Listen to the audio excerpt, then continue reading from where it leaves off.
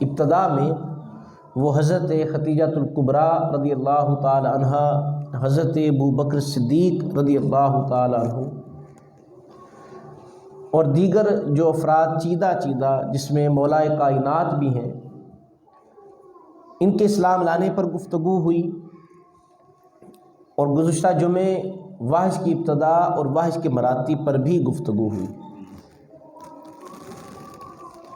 اس جمعے اسی سے آگے اپنے سلسلہ کلام کو جوڑتے ہوئے آغاز کرتے ہیں کہ جب آقا صلی اللہ علیہ وآلہ وسلم نے اعلان نبوت کیا اور حضرت ابوبکر صدیق رضی اللہ تعالی عنہ ایمان لائے،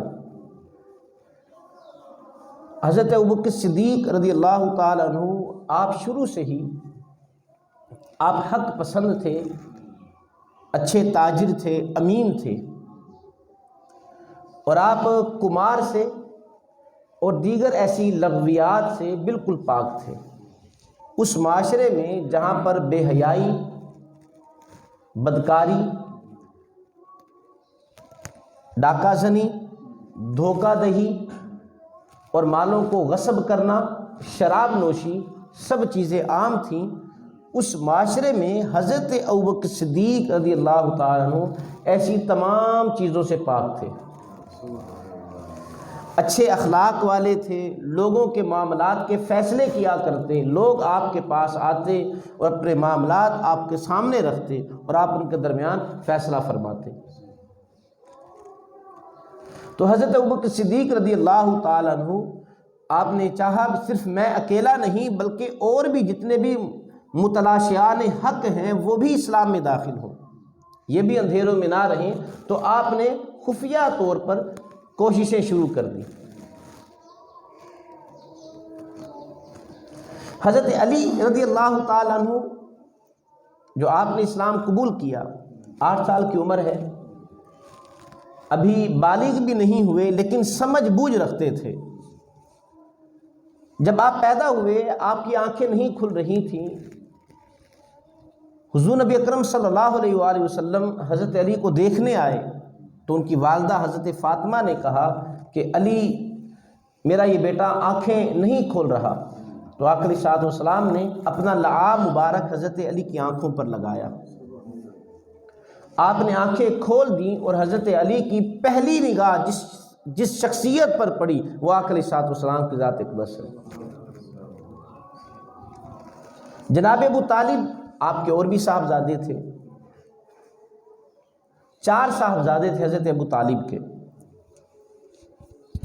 ان میں ایک کا نام طالب، ایک کا نام عقیل، جعفر اور علی، یہ 4 صاحبزادے تھے، اور پھر آقا علیہ الصلوۃ والسلام بھی حضرت ابو طالب کی کفالت میں تھے۔ تو جب آقا علیہ الصلوۃ والسلام بڑے ہوئے آپ نے دیکھا کہ جناب ابو طالب اب بڑھاپے میں بھی ہیں اور معاشی طور پر بھی اتنے مضبوط نہیں ہیں، تو آپ نے اپنے چچا حضرت عباس رضی اللہ تعالی عنہ سے ایک مشورہ کیا اور کہا ہم کیوں نہ ایسا کریں کہ ہم جناب ابو طالب کا بوجھ کچھ کم کر دیں۔ انہوں نے کہا کہ وہ کیسے کم کریں؟ تو کہا کہ ہم اس طرح کرتے ہیں، ان کے 2 صاحبزادے، ایک کو میں اپنی کفالت میں لے لیتا ہوں، ایک کو آپ اپنی کفالت میں لے لیں۔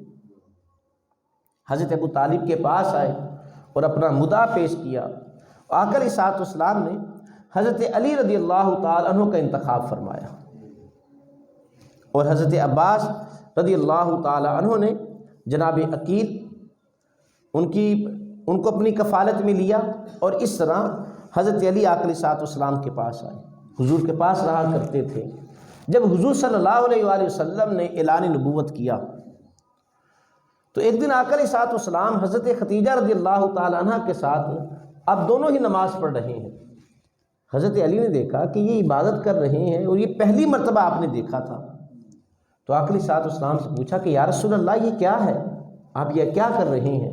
تو آقا علیہ الصلوۃ والسلام نے فرمایا دین اللہ الذی اصطفاہ لنفسہ، یہ اللہ کا دین ہے جس دین کے لیے اللہ نے مجھے چن لیا ہے، وبعث بہ رسولہ، اور مجھے رسول بنا کر مبعوث فرمایا، فادعوک الی اللہ وحدہ لا شریک لہ وإلی عبادتہ، بس میں تمہیں بھی اللہ وحدہ لا شریک کی طرف دعوت دیتا ہوں اور اس کی عبادت کی طرف تمہیں دعوت دیتا ہوں، وعید الکفر باللات والعزیٰ، اور لات اور عزیٰ کا انکار کا تمہیں کہتا ہوں۔ تو حضرت علی رضی اللہ تعالیٰ عنہ آپ سوچ میں پڑ گئے اور کہا یا رسول اللہ میں آپ کو بتاؤں گا۔ آقا علیہ الصلوۃ والسلام نے فرمایا کہ پھر اس راز کو کسی کے سامنے ظاہر نہیں کرنا۔ یہ پیر کا دن تھا، سوچتے رہے ابھی کم سن بھی ہیں، زیادہ عمر بھی نہیں ہے، بالغ بھی نہیں ہے، لیکن اگلے دن آقا علیہ الصلوۃ والسلام کے پاس آئے، کہا یا رسول اللہ جس رب کی آپ عبادت کرتے ہیں مجھے بھی اس رب کا کلمہ پڑھا دیجیے۔ 8 سال کی عمر ہے، تو بچوں میں سب سے پہلے حضرت علی نے اسلام قبول کیا۔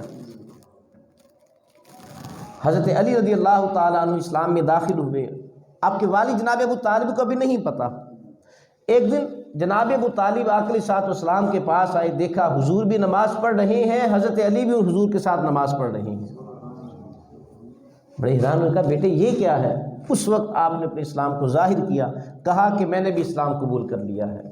اب جناب ابو طالب کے وہ لفظ دیکھیں کہ جو انہوں نے پھر اس پر کہے، انہوں نے کہا کہ فزعم انہ قال له اما انہ لم يدعک الا الى خیر فالزمہ۔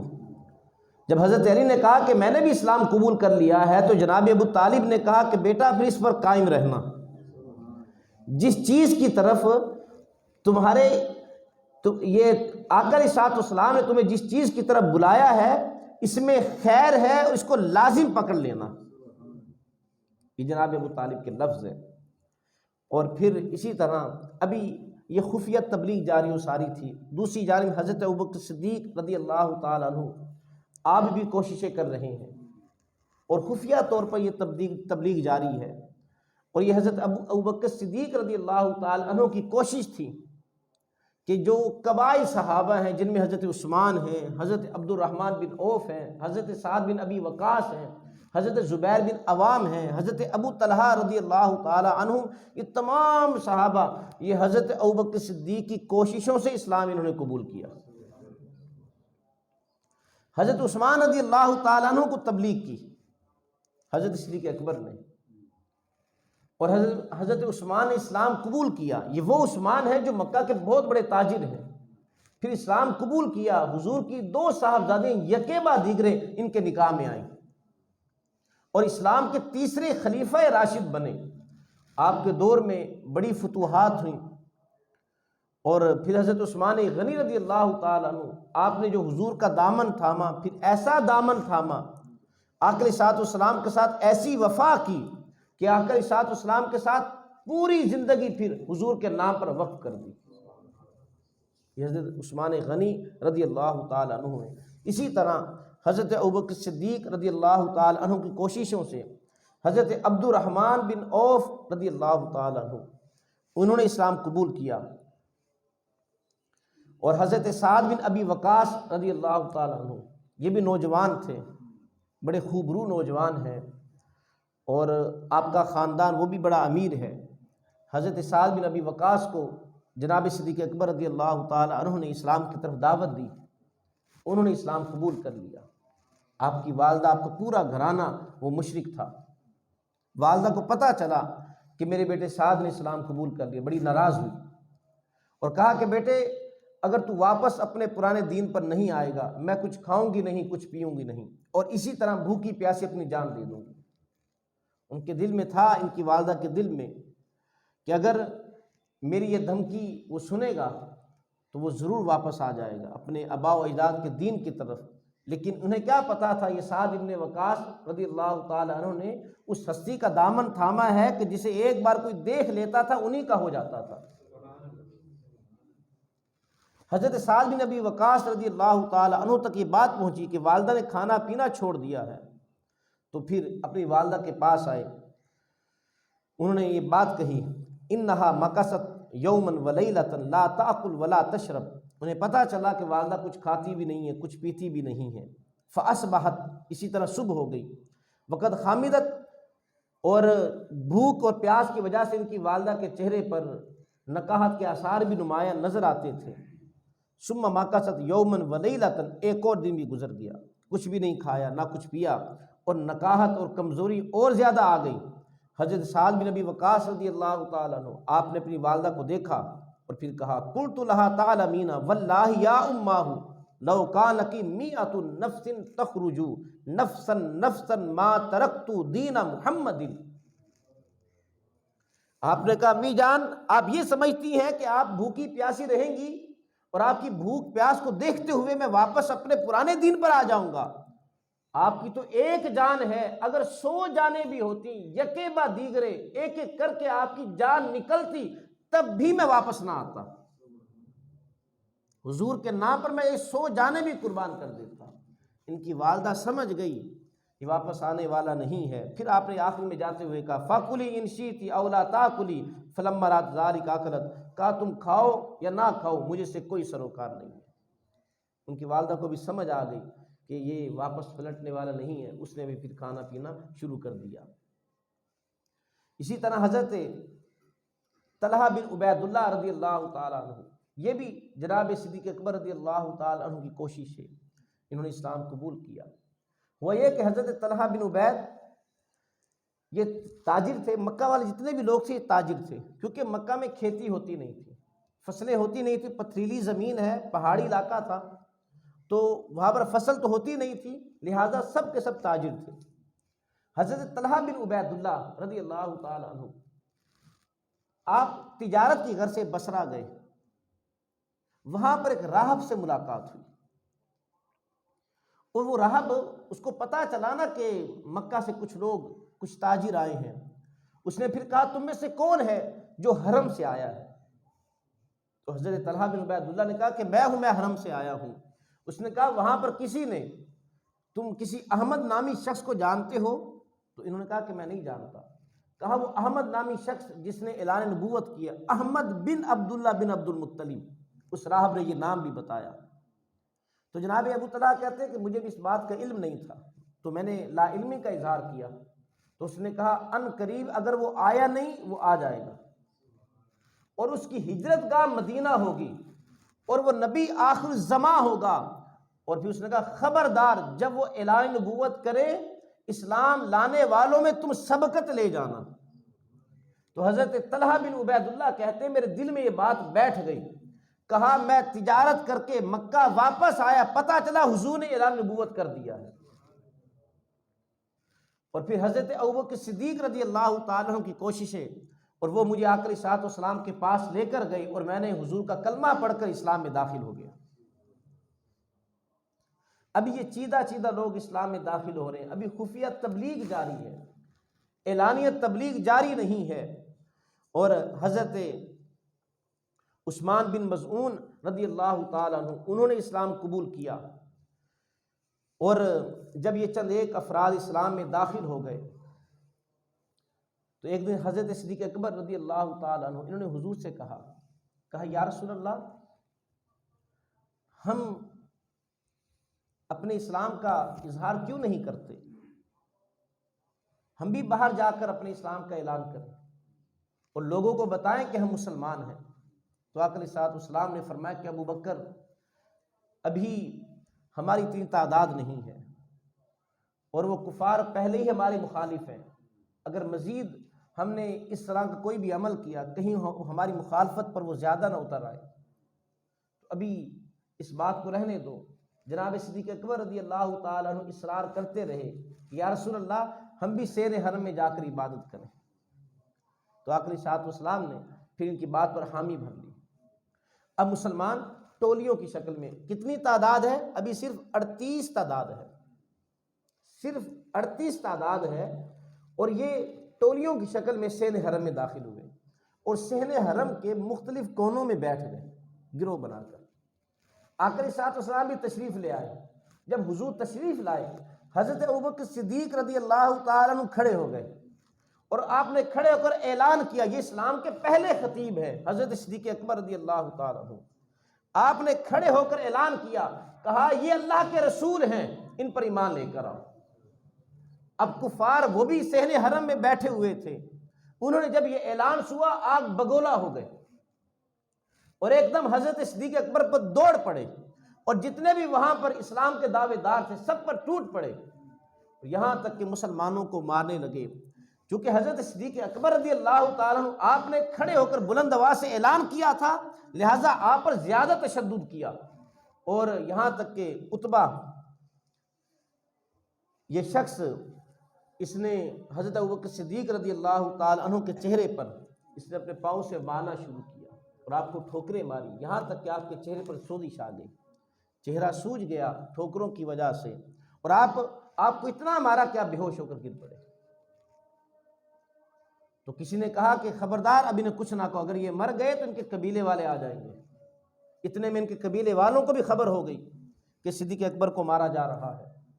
ان کے قبیلے والے دوڑتے آئے، حضرت ابوبکر صدیق کو اٹھایا، لیکن یہ بے ہوش ہوئے پڑے تھے، انہیں کپڑے میں لپیٹ کر اپنے قبیلے لے گئے۔ اور جب انہوں نے دیکھا حضرت ابوبکر صدیق آپ بالکل بے ہوش ہیں، اور سب کو یقین ہو گیا کہ آپ بس ان قریب مرنے والے ہیں، اتنا تشدد آپ پر کیا۔ ان کے قبیلے والے غصے کے ساتھ سین حرم میں آئے، اور جن جن لوگوں نے مارا تھا کہا اگر ابوبکر صدیق کو کچھ ہوا ہم تمہیں بھی نہیں چھوڑیں گے۔ اور دوسری جانب دوبارہ لوگ حضرت ابوبکر صدیق کے پاس آئے تیمارداری کے لیے، عیادت کے لیے۔ تو کافی دیر کے بعد جب کافی وقت گزر گیا، حضرت ابوبکر صدیق رضی اللہ تعالیٰ عنہ کو ہوش آیا۔ جب ہوش آیا آپ نے جو جملہ کہا، آپ نے کہا ما فعل رسول اللہ صلی اللہ علیہ وآلہ وسلم۔ آپ نے آنکھ کھولی، جو ارد گرد لوگ تھے انہوں نے پوچھا ابوبکر تمہارا کیا حال ہے؟ بجائے اپنا حال بتانے کے کہا مجھے یہ بتاؤ حضور کا کیا حال ہے، حضور صحیح سلامت ہیں، حضور کو تو کچھ نہیں ہوا۔ جب لوگوں نے یہ سنا کہا کہ ان کی وجہ سے تو اتنی مار پڑی ہے، اور یہ باتیں کرتے ہوئے وہاں سے آہستہ آہستہ نکلنے لگے، اور کوئی فرد بھی آپ کے پاس نہ بچا، آپ کی والدہ رہ گئی۔ اپنی والدہ سے کہا مجھے حضور کی خبر دو۔ وہ بار بار پوچھی تمہارا کیا حال ہے، کہا مجھے چھوڑو، یہ بتاؤ کہ حضور کا حال کیسے۔ تو آپ کی والدہ نے کہا مجھے حضور کے حال کا علم نہیں ہے، ہاں میں پتہ کروا دیتی ہوں۔ جمیل خاتون ہیں، انہیں بھیجا، وہ بھی اسلام لانے والوں میں ہیں، انہیں کہا جاؤ بتاؤ کہ آقا علیہ الصلوۃ والسلام کا حال کیا ہے۔ وہ گئیں، حضور کا حال پتہ کر کے آئیں، واپس آ کر حضرت صدیق اکبر رضی اللہ تعالی عنہ سے کہا کہ حضور صحیح سلامت ہے۔ انہوں نے کہا مجھے حضور کے پاس لے چلو۔ اب ایک تو زخمی ہیں، چل بھی نہیں سکتے، انہوں نے کہا کہ بھی رش ذرا کم ہونے دو، ذرا اندھیرا چھا جانے دو، ہم تمہیں حضور کے پاس لے جائیں گے۔ یہ خفیہ تبلیغ کا مرکز دار ارقم تھا، جناب ارقم رضی اللہ تعالیٰ عنہ کا گھر تھا جسے دار ارقم کہا جاتا ہے، اس گھر میں خفیہ تبلیغ ہوتی، یہی مرکز تھا۔ جب رات کو کچھ اندھیرا چھایا، آپ اپنی والدہ کے سہارے اور وہ خاتون حضرت جمیل کے سہارے آقا علیہ الصلوۃ والسلام کے پاس آئے۔ جب اپنی آنکھوں سے دیکھ لیا کہ حضور صحیح سلامت ہے، کہا اب میں مطمئن ہوں۔ جب حضور کے پاس پہنچے، چونکہ اپنی والدہ کے سہارے پر آئے تھے، اتنا آپ پر تشدد کیا گیا تھا، سین حرم میں اتنا ظلم کیا گیا تھا، آپ والدہ کے سہارے کندھوں پر ہاتھ رکھ کر آقا علیہ الصلوۃ والسلام کی بارگاہ میں پہنچے تھے۔ جب حضور نے ان کی یہ حالت دیکھی، حضور رو پڑے۔ فَأَكَبَّ عَلَيْهِ رسول اللہ صلی اللہ علیہ وسلم، آقا علیہ الصلوۃ والسلام جناب صدیق اکبر کے چہرے کی جانب جھک گئے اور ساتھ ساتھ رو رہے ہیں۔ فَقَبَّلَهُ، اور حضور نے جناب صدیق اکبر کے چہرے پر بوسہ دیا، ان کے چہرے کو چومنے لگے۔ وَرَكَّ لَهُ رسول اللہ صلی اللہ علیہ وسلم رِكَّةً شَدِيدَةً، اور آقا علیہ الصلوۃ والسلام پر شدید رکت طاری ہو گئی کہ میرے صدیق کو میرے اسلام قبول کرنے کی وجہ سے مارا گیا، اس بات پر رو پڑے۔ تو یہ ابھی خفیہ تبلیغ کا سلسلہ جاری و ساری ہے۔ حضرت عبداللہ ابن مسعود رضی اللہ تعالیٰ عنہ اس امت کے فقیہ ہیں، عبداللہ ابن مسعود۔ اب دیکھیں انہوں نے اسلام کیسے قبول کیا۔ جناب صدیق اکبر رضی اللہ تعالیٰ عنہ آقا صلی اللہ علیہ وآلہ وسلم ایک دن جا رہے تھے، عبداللہ ابن مسعود کسی کی بکریاں چرایا کرتے تھے۔ آقا علیہ الصلوۃ والسلام نے ان سے فرمایا کہ تمہارے پاس دودھ ہے؟ اس نے کہا جی ہے۔ فرمایا کہ پھر ہمیں پلاؤ۔ اس نے کہا کہ یہ چونکہ میں اس کا مالک نہیں ہوں، یہ میرے پاس امانت ہے اور میں امانت میں خیانت نہیں کرتا۔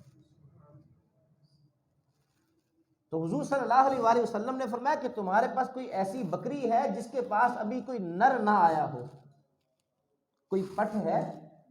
اس نے کہا کہ جی ایک کھڑی ہے، فرمایا کہ اس کو لے آؤ۔ اب وہ چھوٹی سی بکری ہے، پٹھ ہے، اور جس کے قریب ابھی کوئی نر بھی نہیں آیا، جس نے ابھی تک کوئی بچہ بھی نہیں جنا، آقا علیہ الصلوۃ والسلام نے اس کے تھنوں پر ہاتھ لگائے، اس میں دودھ اتر آیا۔ عبداللہ ابن مسعود نے یہ معجزہ دیکھا، اور آقا علیہ الصلوۃ والسلام نے دودھ پیا، جناب صدیق اکبر نے دودھ پیا، اور پھر حضور نے فرمایا اکلس، اس تھن سے مخاطب ہو کر کہا اکلس، کہ تو سکڑ جا۔ وہ تھن اسی طرح سکڑ گیا جس طرح پہلے تھا۔ عبداللہ ابن مسعود نے یہ معجزہ دیکھا، اسلام قبول کر لیا، اور پھر انہوں نے کہا یا رسول اللہ میرے لیے دعا فرمائیں، علمنی، اللہ مجھے علم سکھا دے۔ تو آقا علیہ الصلوۃ والسلام نے انہیں دعا دی، بارک اللہ فیک فانک غلام معلم، فرمایا کہ عبداللہ ابن مسعود اللہ تمہیں برکتیں عطا فرمائے اور تمہیں علم عطا فرمائے۔ یہ عبداللہ ابن مسعود ہیں، انہیں اس امت کا فقیہ کہا گیا ہے، یہ اس امت کے فقیہ ہیں۔ اسی طرح حضرت حمزہ رضی اللہ تعالی عنہ، یہ آقا صلی اللہ علیہ وآلہ وسلم کے چچا ہیں، حضرت حمزہ، جنہیں سید الشہداء کا لقب بھی دیا گیا۔ اب ان کا قبول اسلام اسی طرح خفیہ طور پر پھیل رہا ہے، اور پھر جو اسلام قبول کرتا اس پر جو مرضی تشدد کر لیتے، کوئی پھرتا ہی نہیں تھا۔ یہ چیز ہی ایسی ہے۔ جب مسلمان پہلی ہجرت حبشہ کی جانب کر کے گئے، وہ شاہ حبشہ نے یہ سوال بھی کیا تھا، اس نے کہا کہ اچھا یہ بتاؤ، جو ان کے دین کو قبول کرتا ہے، قبول کرنے کے بعد کیا کوئی پھرتا بھی ہے؟ تو جواب یہ ملا کہ نہیں، پھرتا نہیں ہے۔ اس پر جو بھی ظلم کیا جائے، تشدد کیا جائے، وہ دین اسلام سے پھرتا نہیں ہے۔ شاہ حبشہ نے کہا تھا یہ دین سچا ہونے کی علامت ہے، کیونکہ جو حق ہوتا ہے، جو حق کو ایک مرتبہ قبول کر لے، اس سے وہ پیچھے نہیں ہٹتا۔ پھر اس نے ایک اور یہ سوال کیا، اچھا ان کی تعداد بڑھ رہی ہے یا کم ہو رہی ہے؟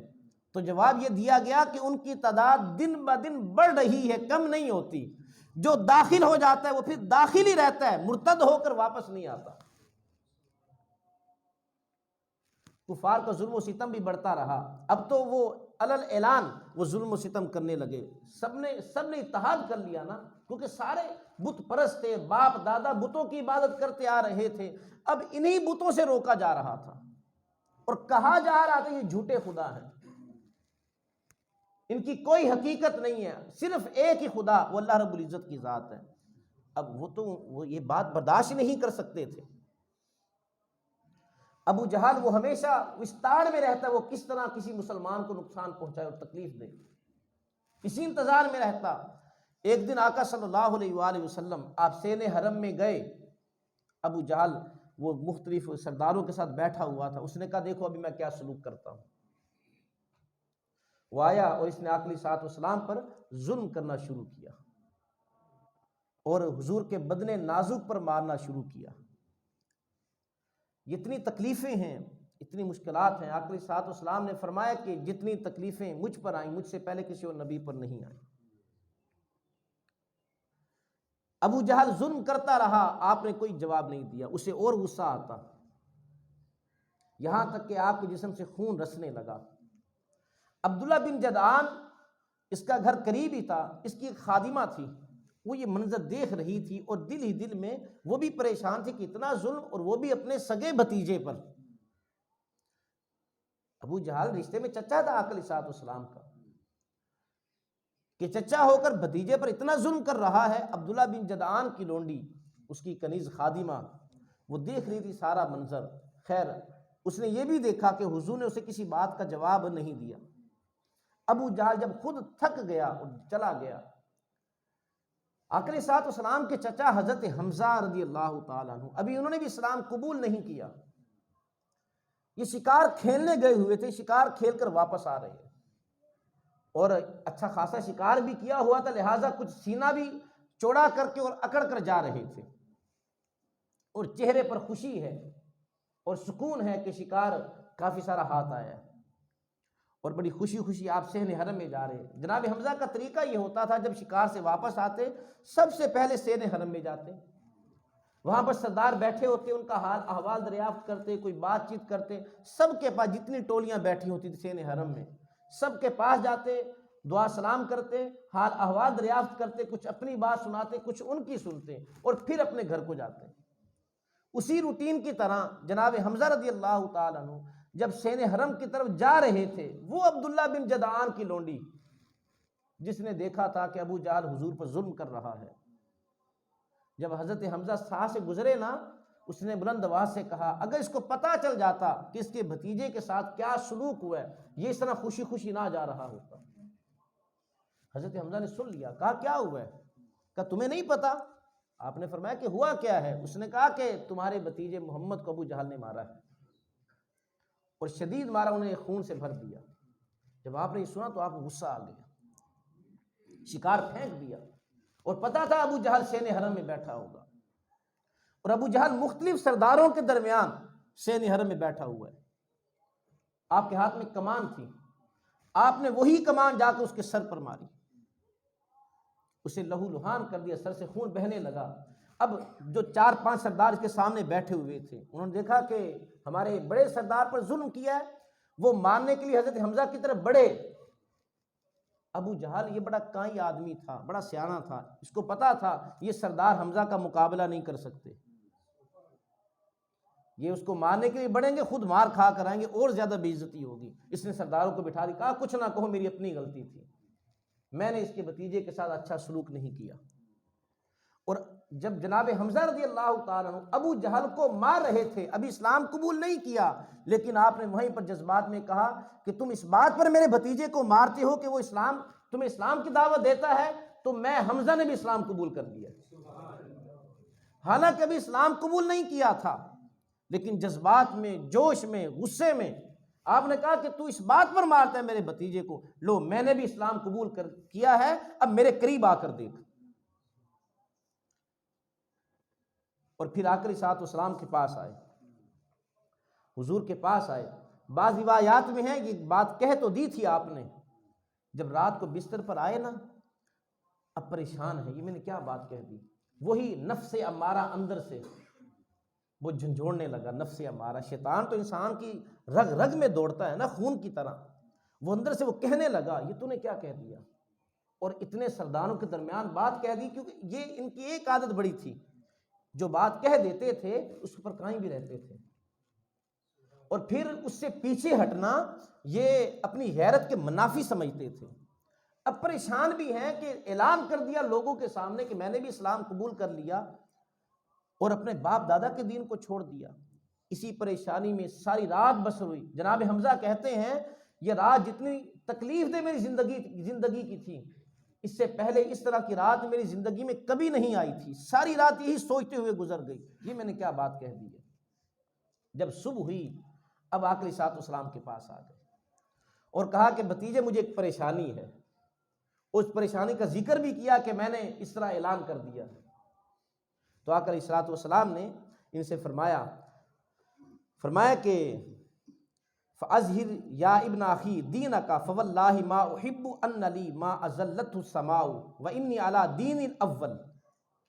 وہ سارا مسئلہ ذکر کیا تو آقا علیہ الصلوۃ والسلام نے انہیں پھر اسلام کی طرف دعوت دی، کہا جو تم نے وہاں پر اعلان کر دیا یہی حق ہے۔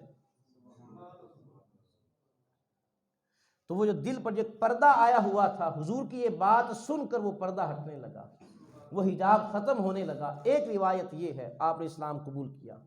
دوسری روایت یہ کہ ابو جہل کو مارنے کے بعد حضور کے پاس آئے اور آ کر کہا بھتیجے ابو جہل نے جو تمہیں مارا تھا نا، جو تم پر ظلم کیا تھا، میں نے وہ بدلہ لے لیا ہے۔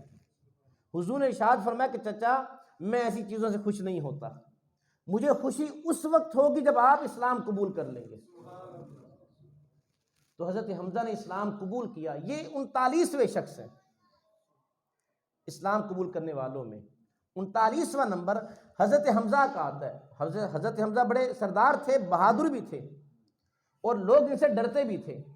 جب حضرت حمزہ نے اسلام قبول کیا نا، جو مسلمان جو اسلام میں داخل ہو چکے تھے، گنتی کے افراد 38 آدمی، 38 افراد، اب ان کے دلوں میں خوشی آ گئی کہ اب ہمیں کوئی کچھ نہیں کہہ سکے گا۔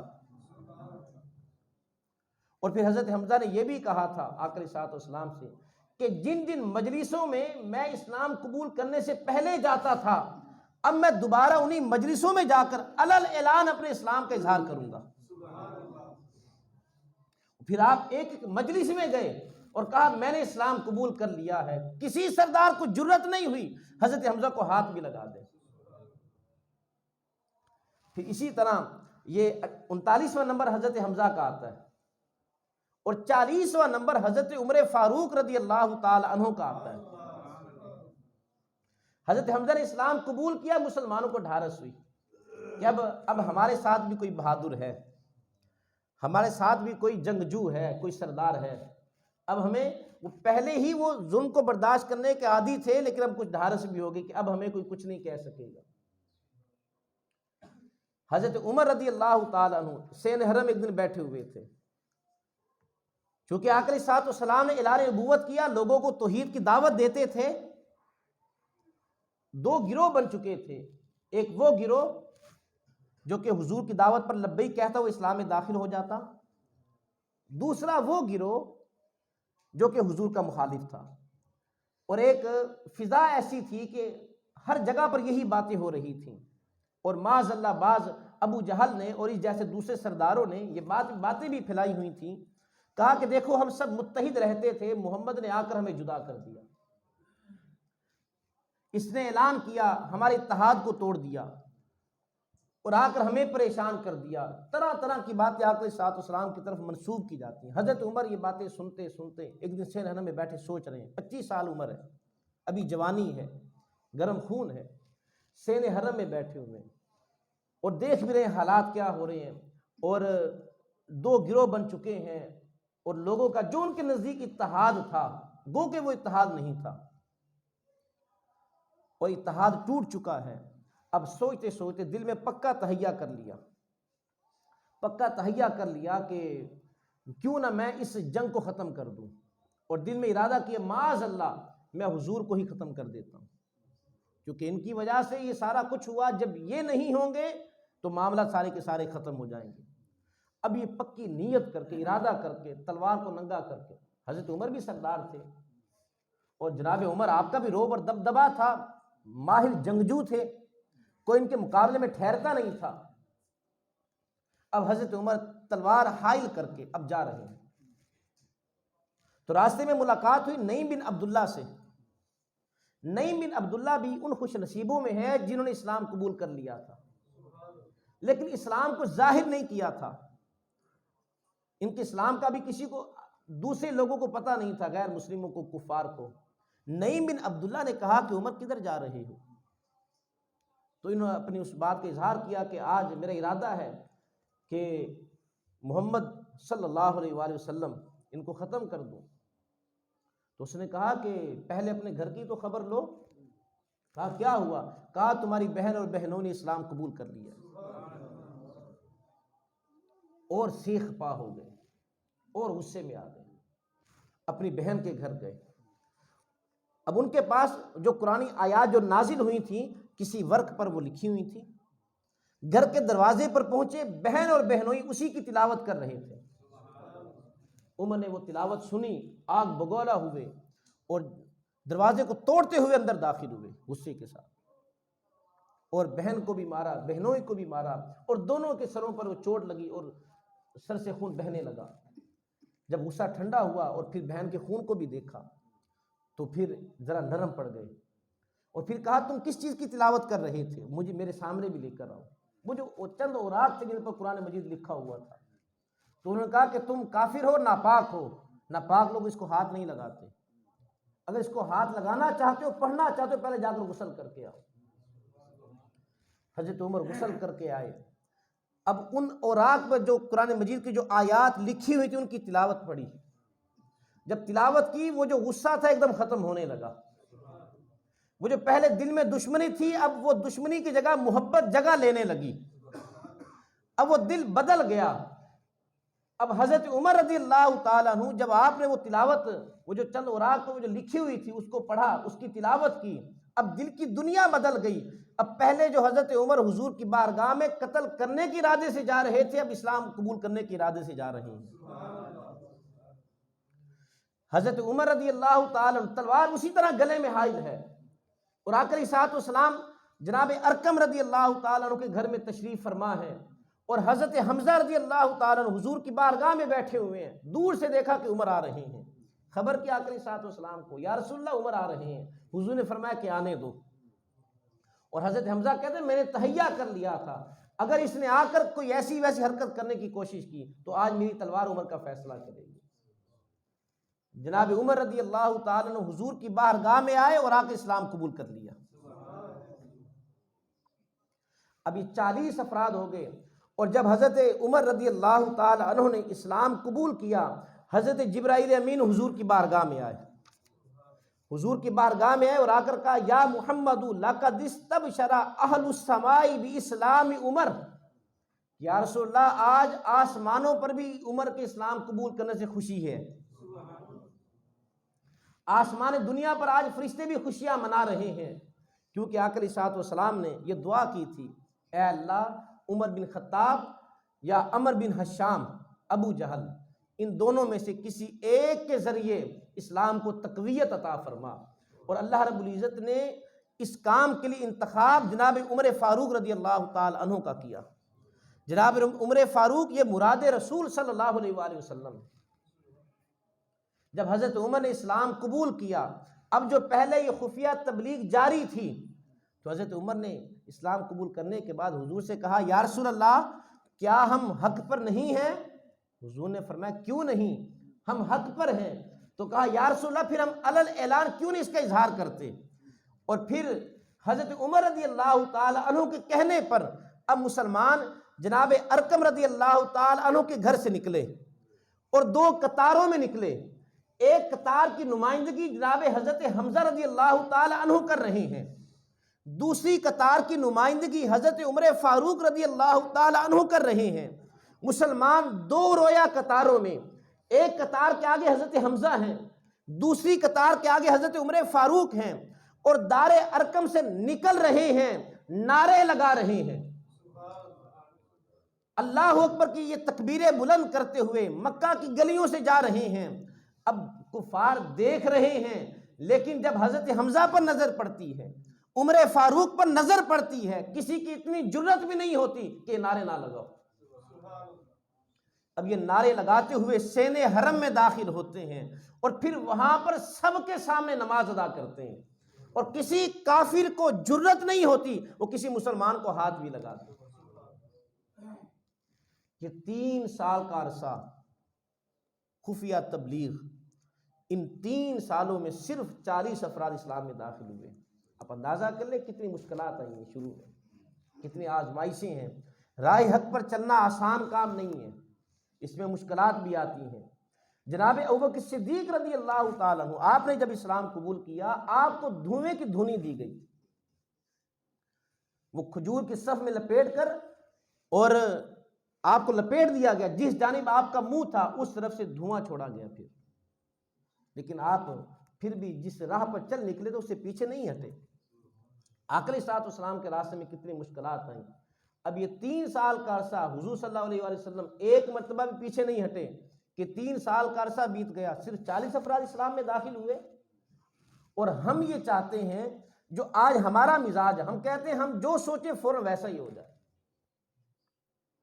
جن کے ارادے مضبوط ہوں پھر یہ مشکلات ان کی راہوں میں انہیں روک نہیں سکتی، مشکلات ان کی راہوں میں رکاوٹیں نہیں بنتی.